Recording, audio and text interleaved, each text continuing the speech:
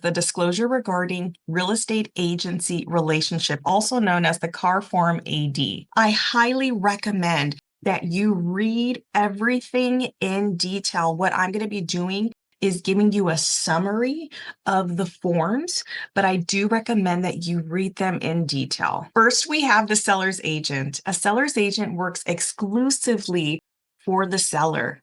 Their primary duty is to the seller, and they owe the seller the utmost care, integrity, honesty, and loyalty. They are also obligated to disclose all facts that materially affect the value or desirability of the property to both the seller and the buyer. Buyer's agent. As your buyer's agent, I work exclusively for you, the buyer. My primary duty is to you, and I owe you the utmost care, integrity, honesty, and loyalty. I will diligently exercise reasonable skill and care in performing my duties and will disclose all facts known to me that materially affect the value or desirability of the property. Both realtors do not have to share any private information they learn from one party with the other party, as long as it doesn't affect their main duties of honesty, fairness, and disclosure of important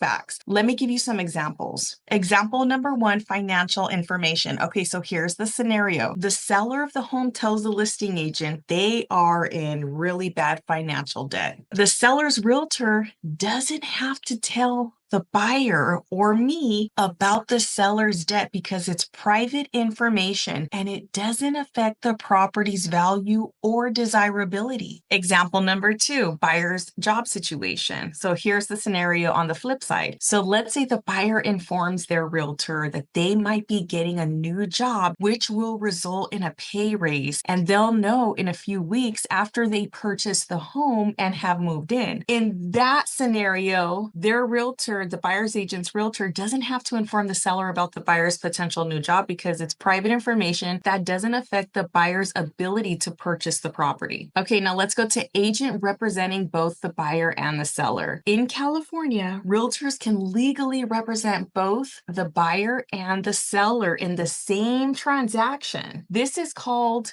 dual agency. And just a heads up, even though it's legal to do dual agency and tons of realtors do it, I don't do it. I guess that's what makes me different in one way, is I do not do dual agency. I do believe that it is a conflict of interest. Okay, so here's how dual agency works. The realtor has to go into a neutral state.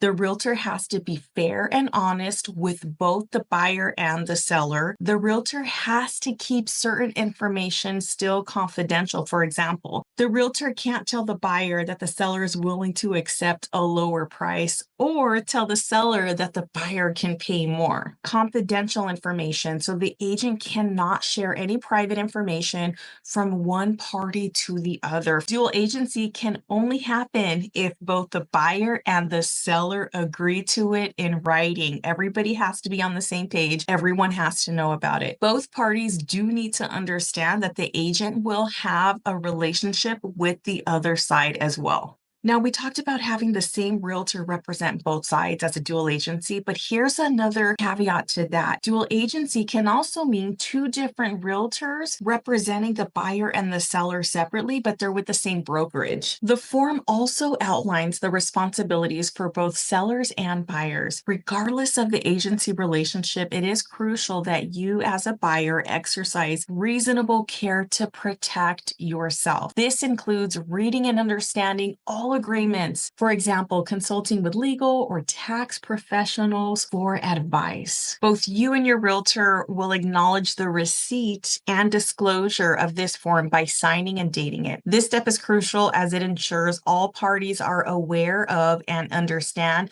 the agency relationships involved in the transaction. In summary, this disclosure form is all about transparency.